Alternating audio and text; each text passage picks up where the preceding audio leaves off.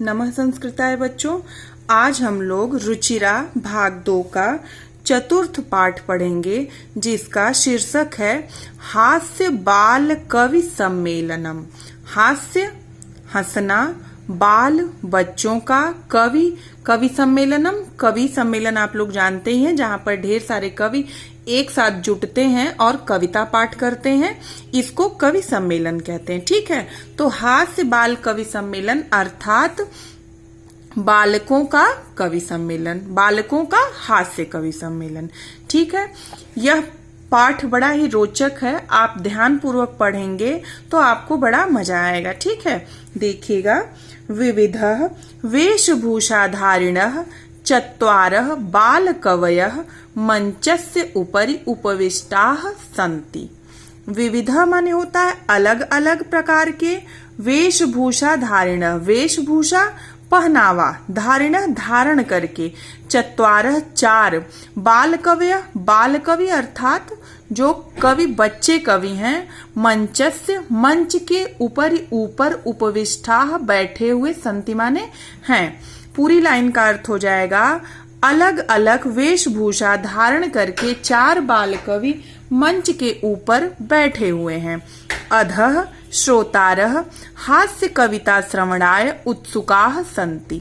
अधः माने नीचे, श्रोतारः श्रोतागण सुनने वाले, हास्य कविता श्रवणार्थ, हास्य कविता श्रवणार्थ माने सुनने के लिए, उत्सुकाः सन्ति उत्सुक हैं, व्याकुल हैं। और क्या कर रहे हैं? च माने और, कोलाहलम कुर्वन्ति, कोलाहलम माने शोर, कुर्वन्ति माने कर रहे हैं। पूरी लाइन का अर्थ हो जाएगा नीचे श्रोतागण हास्य कविता सुनने के लिए उत्सुक हैं और शोर कर रहे हैं। अब देखिएगा, संचालक आते हैं, माइक पकड़ते हैं और वो बोलना शुरू करते हैं। अलम कोलाहलेन, अलम माने बंद करो, कोलाहलेन माने शोर को, अरे शोर को बंद करो।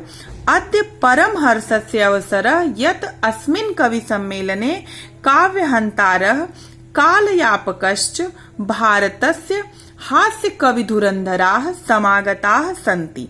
अद्य माने आज, परम माने अत्यंत, हर्षस्य माने खुशी का अवसर है। आज अत्यंत खुशी का अवसर है, यत माने जो कि, अस्मिन इस, कवि सम्मेलन में काव्य कविता, हंता माने होता है मारने वाला, काव्य हंतारः तो कविता को मारने वाले, और काल यापकश्च, काल माने होता है समय, यापक माने बिताना अर्थात समय को बेकार करने वाले। जैसा कि आप लोगों ने पढ़ा है कि ये हास्य बाल कवि सम्मेलन है, इसलिए शब्दों को उलट पुलट के कहा जाता है ताकि लोगों को हंसी आए। तो काल यापकश्च समय को बर्बाद करने वाले, भारतस्य भारत के, हास्य कवि धुरंधराः, हास्य कवि धुरंधराः माने विद्वान। ठीक है, हास्य कविता के धुरंधर या विद्वान, समागता आए हुए, संति माने हैं। संचालक आके कहते हैं कि आप कोलाहल अर्थात शोर को बंद करिए, आज बड़ी खुशी का अवसर है जो कि इस कवि सम्मेलन में काव्य को मारने वाले और समय को बर्बाद करने वाले भारत के हास्य कवि धुरंधर आए हुए हैं। एहि करतल ध्वनिना वयम एतेषां स्वागतम कुर्मः। एहि इनका करतल ध्वनिना, कर माने हाथ, तल माने तलवा, हाथ का तलवा अर्थात हथेली की, ध्वनिना आवाज, आप एक शब्द में कहें तो ताली। करतल ध्वनिना वयम माने हम सब, एतेषां इनका, स्वागतम स्वागत, कुर्मः कर रहे हैं, हम लोग ताली बजा करके इनका स्वागत कर रहे हैं। अब देखिएगा, गजाधर एक कवि का नाम है।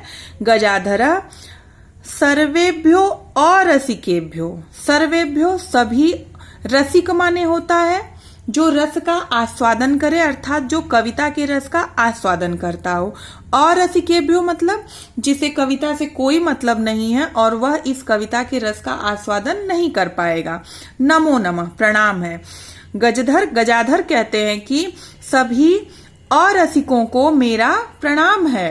प्रथमम तावत अहम आधुनिकम वैद्यम उद्देश्यम स्वकीयम काव्यम श्रावयामि।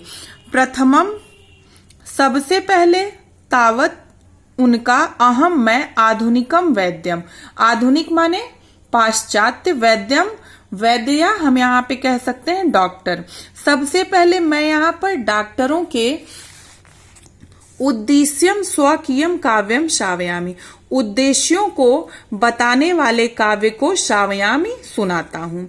वैद्यराज नमस्तुभ्यम यमराज सहोदर, यमस्तु हरति प्राणान वैद्य प्राणान धनानि च। हे वैद्यराज आपको नमस्कार है, हे वैद्यराज तुभ्यम तुम्हें नमस्कार है, हे वैद्यराज तुम्हें नमस्कार है। तुम तो यमराज सहोदर, देखिए उदर माने होता है पेट और सहोदर माने भाई, अर्थात जो एक ही माँ के पेट से निकले होते हैं वही तो भाई होते हैं। यमराज सहोदर अर्थात हे वैद्यराज आपको नमस्कार है, आप तो साक्षात यमराज के भाई हैं। यमस्तु हरति प्राणान वैद्य प्राणान धनानि च। क्यों गजाधर ने कहा कि डॉक्टरों को कि आप यमराज के भाई हैं? क्योंकि यमस्तु हरति प्राणान, यमराज तो केवल प्राणों का ही हरण करते हैं, परंतु वैद्य प्राणान धनानि च, परंतु जो डॉक्टर होते हैं वह प्राण के साथ साथ हमारे धन का भी हरण कर लेते हैं।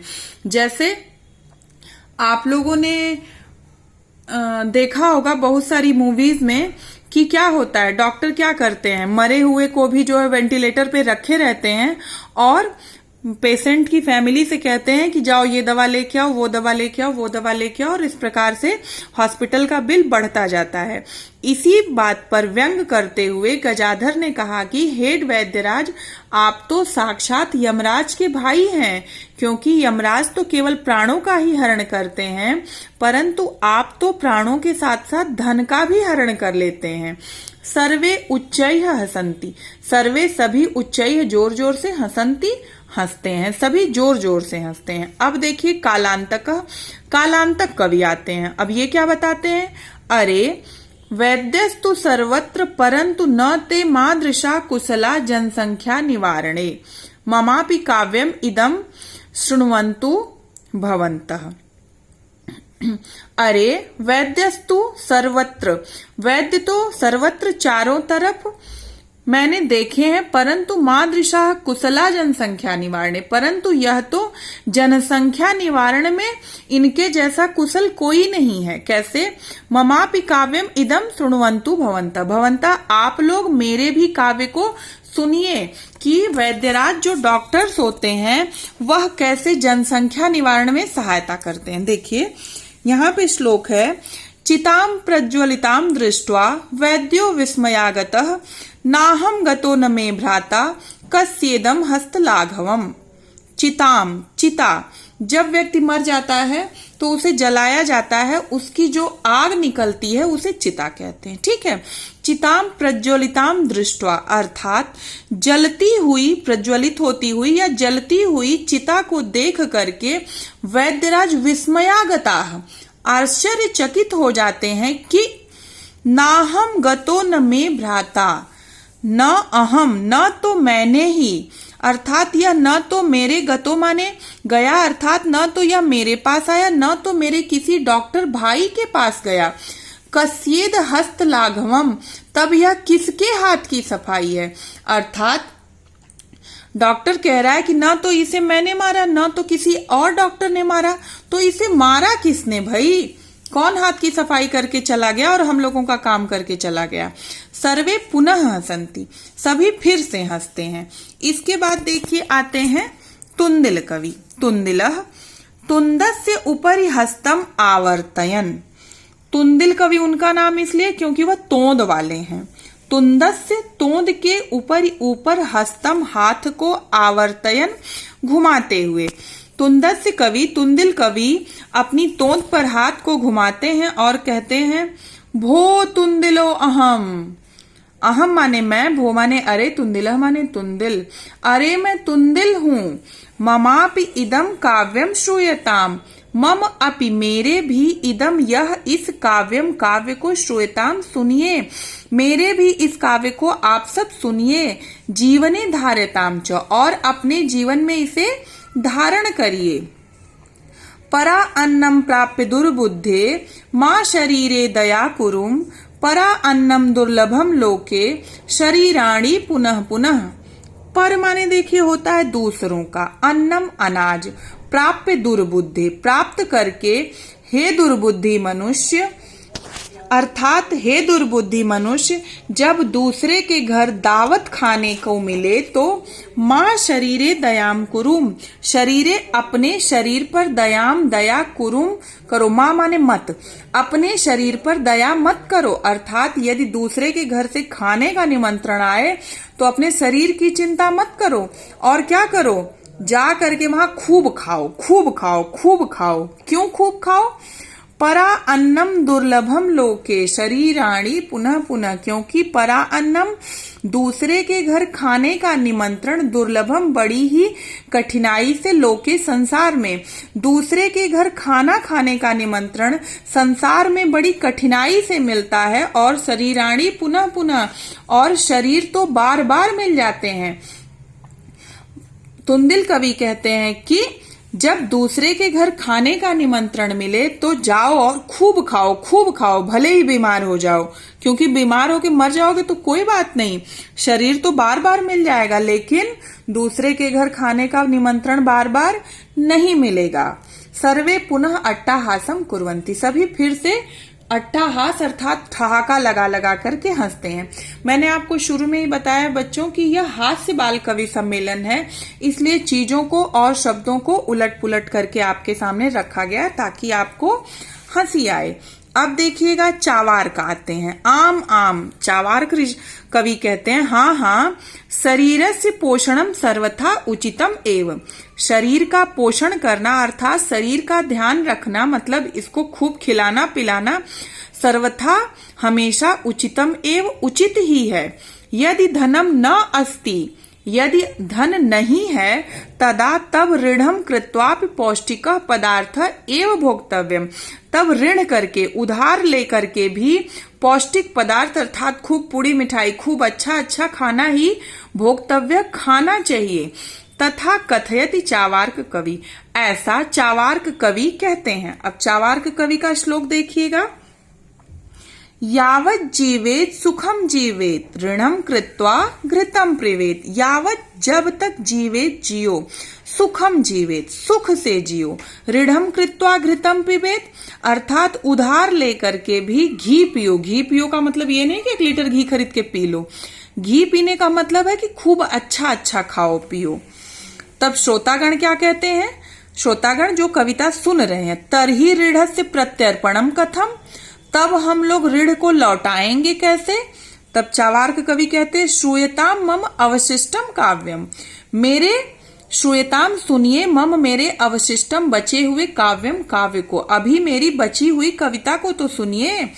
घृतम पीत्वा श्रमम कृत्वा ऋणम प्रत्यर्पयेत जनः, पहले तो आप क्या करिए, खूब आराम से रहिए, ऋण लीजिए, अच्छा खाइए पीजिए, उसके बाद क्या करिए, जब खत्म हो जाए तब ऋण लीजिए और खूब अच्छा खाइए पीजिए। फिर क्या करिए, परिश्रम श्रमम कृत्वा, मेहनत करिए, और ऋणम प्रत्यर्पित जना, और आप लोग उस ऋण को लौटाइए।